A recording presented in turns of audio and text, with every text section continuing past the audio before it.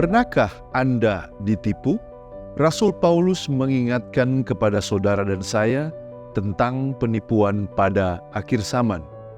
Di dalam 2 Tesalonika 2 ayat 10, dengan rupa-rupa tipu daya jahat terhadap orang-orang yang harus binasa karena mereka tidak menerima dan mengasihi kebenaran yang dapat menyelamatkan mereka. Sungguh pahit pengalaman orang yang tertipu, seperti pengalaman dari beberapa tokoh di dalam Alkitab. Adam dan Hawa ditipu oleh ular. Esau ditipu oleh adiknya Yakub. Yakub ditipu oleh Laban. Yusuf ditipu oleh saudara-saudaranya. Dan Yudas yang tertipu oleh nafsunya sendiri dengan membuat perjanjian dengan para pemimpin Yahudi. Dia menjual Tuhannya sendiri dengan harga 30 keping perak. Bagaimana mengidentifikasi penipuan ini? Mari kita gali bersama.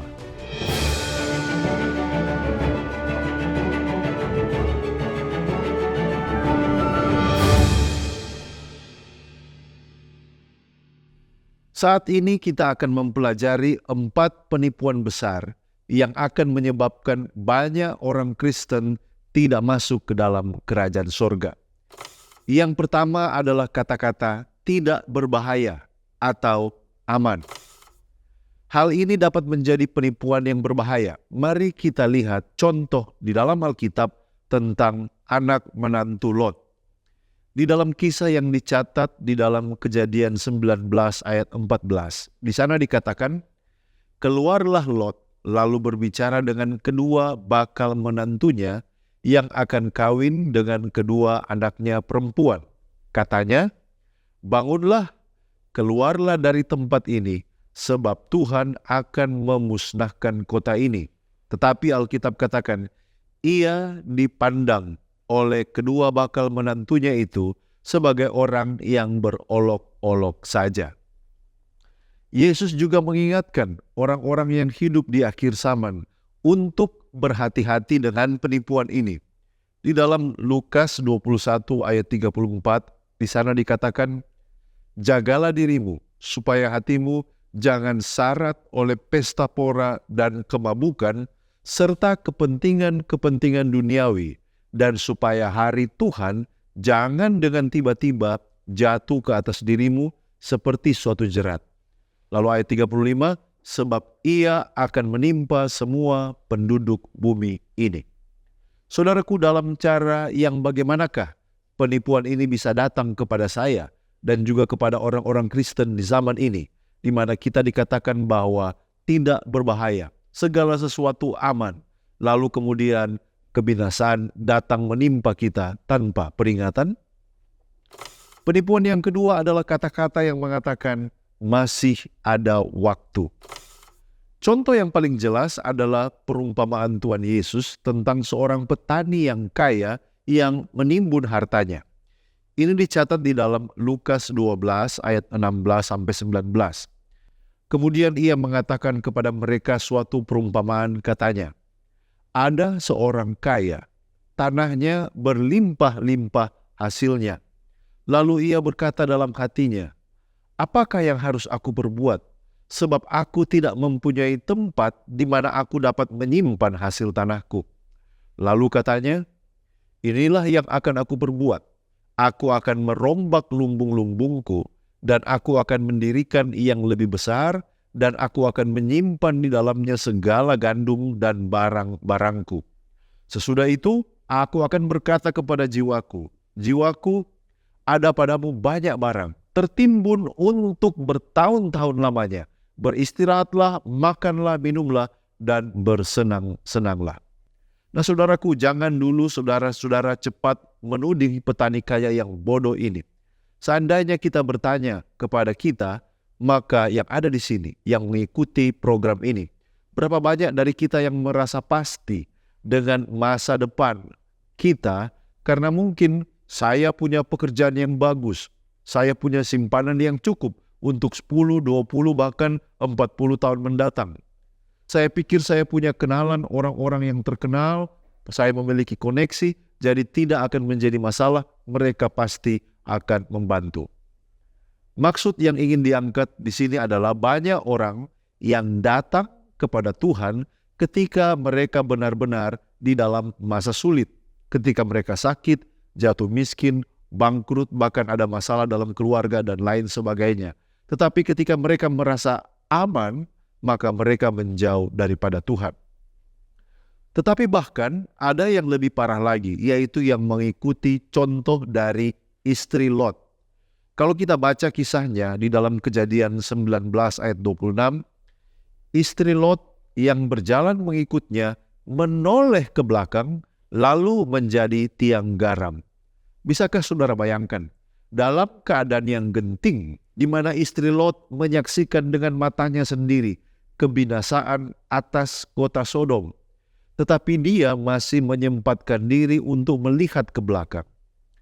Ada juga di antara kita yang sebenarnya sudah dicemetih oleh Tuhan dengan berbagai penderitaan, tetapi masih saja kita belum sadar meskipun peringatan Tuhan sudah berikan. Kebinasaan yang semakin mendekat sama seperti kasus istri Lot. Namun kita selalu berpikir masih ada waktu untuk melihat kembali kesenangan dosa di masa lalu. Ini sangat berbahaya. Penipuan yang ketiga adalah perkataan belum sekarang. Kita akan melihat beberapa contoh dalam Alkitab. Yang pertama adalah seorang yang bernama Felix sebagai gubernur provinsi Yudea yang sebenarnya sudah digerakkan ketika dia mendengar khotbah dari Rasul Paulus, tetapi kemudian dia menunda untuk bertobat. Kisah 24 ayat 25 mengatakan, tetapi ketika Paulus berbicara tentang kebenaran, tentang penguasaan diri dan penghakiman yang akan datang, Felix menjadi takut dan berkata, cukuplah dahulu dan pergilah sekarang. Apabila ada kesempatan baik, aku akan menyuruh memanggil engkau. Contoh berikutnya, saudaraku, adalah Firaun. Ketika Musa memohon kepadanya untuk melepaskan bangsa Israel pada hari itu, ia berkata, nanti besok. Keluaran 8 ayat 10 katanya, besok. Lalu kata Musa, jadilah seperti katamu, supaya Tuanku mengetahui bahwa tidak ada yang seperti Tuhan Allah kami. Rasul Paulus mengatakan di dalam 2 Korintus 6 ayat 2 bahwa hari ini adalah hari keselamatan. Sebab Allah berfirman, pada waktu aku berkenan, aku akan mendengarkan engkau. Dan pada hari aku menyelamatkan, aku akan menolong engkau. Sesungguhnya, waktu ini adalah waktu perkenanan itu. Sesungguhnya, hari ini adalah hari penyelamatan itu. Ibrani 3 ayat 7 juga menekankan ide yang sama. Sebab itu, seperti yang dikatakan Roh Kudus, pada hari ini, jika kamu mendengar suaranya, janganlah keraskan hatimu seperti dalam kegeraman pada waktu pencobaan di padang gurun. Banyak orang yang tertipu dengan menunda dan tidak mau mengambil keputusan segera untuk bertobat dan menjadi pengikut Yesus Kristus. Dan penipuan yang keempat adalah mereka yang hampir Kristen. Saya bisa katakan bahwa penipuan yang keempat ini adalah yang paling berbahaya. Mari kita lihat contoh Alkitab di dalam Kisah 26 ayat 28. Jawab Agripa, hampir-hampir saja kau yakinkan aku menjadi orang Kristen. Penipuan yang keempat ini sangat membahayakan bagi masa depan orang Kristen dewasa ini. Supaya jelas kita harus tahu bagaimana sebenarnya ciri-ciri orang-orang yang hampir Kristen ini. Apa saja yang mereka katakan? Mereka ini adalah dia yang menghidupkan apa yang mereka imani sekitar 75% atau bahkan 95% atau bahkan 99,99%. Tetapi tidak sepenuhnya.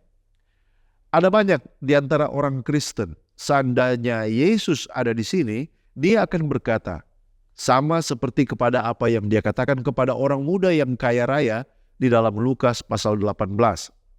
Lukas 18 ayat 22. Mendengar itu, Yesus berkata kepadanya, "Masih tinggal satu hal lagi yang harus kau lakukan. Jualah segala yang kau miliki dan bagi-bagikanlah itu kepada orang-orang miskin, maka engkau akan beroleh harta di sorga. Kemudian datanglah kemari dan ikutlah aku." Maksudnya di sini, saudaraku, adalah kasih. Kasih itu harus nampak di dalam tindakan, dalam perkataan, dalam perbuatan kita. Lalu ciri dari mereka yang masuk kepada kategori ini adalah mereka yang memelihara 9 hukum tetapi mengabaikan yang satu, oleh karena ini merupakan dosa kesayangan. Yakobus 2 ayat 10 mengatakan, "Sebab barang siapa menuruti seluruh hukum itu tetapi mengabaikan satu bagian daripadanya, ia bersalah terhadap seluruhnya." Jadi dengan demikian kita harus berhati-hati dengan 4 penipuan ini. Yang pertama, ketika dikatakan tidak berbahaya atau aman. Yang kedua, ketika dikatakan masih banyak waktu. Yang ketiga, ketika dikatakan belum sekarang atau nanti. Dan yang keempat, ketika dikatakan hampir, artinya belum sepenuhnya menerima Yesus sebagai Tuhan dan Juru Selamat pribadi. Adalah sangat mungkin bagi seorang yang mengetahui tentang kebenaran, menguasai doktrin Alkitab, namun binasa dalam dosa karena percaya salah satu dari 4 penipuan yang terbesar ini menghalangi dia untuk kerajaan sorga. Adalah sangat mungkin bagi seorang Kristen, bahkan yang kelihatannya aktif mengambil bagian dalam kegiatan di gereja, namun hilang binasa karena percaya salah satu dari 4 penipuan ini menghalangi dia untuk menerima mahkota kehidupan. Bagaimana dengan saudara dan saya sekarang? Apakah saudara dan saya termasuk orang-orang yang beresiko tinggi karena mungkin sampai saat ini masih juga percaya salah satu dari penipuan-penipuan tadi? Kabar baiknya, meskipun tidak ada di dunia ini yang sanggup untuk menjaga kita supaya tidak tersandung, namun ada Yesus, dan memang hanya Dialah satu-satunya yang sanggup dan tidak ada cara lain. Tidak ada jalan lain, tidak ada orang lain yang sanggup, hanya Yesus saja. Yudas 1 ayat 24. Bagi Dia yang berkuasa, menjaga supaya jangan kamu tersandung, dan yang membawa kamu dengan tak bernoda dan penuh kegembiraan di hadapan kemuliaannya. Kiranya tidak ada satupun dari kita yang akan tertipu dan tersandung. Berserahlah kepada Tuhan Yesus Kristus, dan biarkanlah Dia yang akan mengendalikan hidup kita. Dia akan membantu saudara dan saya untuk membuat keputusan-keputusan yang tepat dalam hidup ini supaya jangan kita tertipu. Sekian dari saya, mari kita menggali firman Tuhan untuk memperluas wawasan dan mengharapkan terjadi pertumbuhan kerohanian. Jika Anda merasa diberkati dan dicerahkan oleh pembahasan ini, silakan bagikan video ini kepada orang-orang terkasih. Kita akan berjumpa kembali pada episode berikutnya hanya di Depth Insight Growth. Tuhan Yesus memberkati.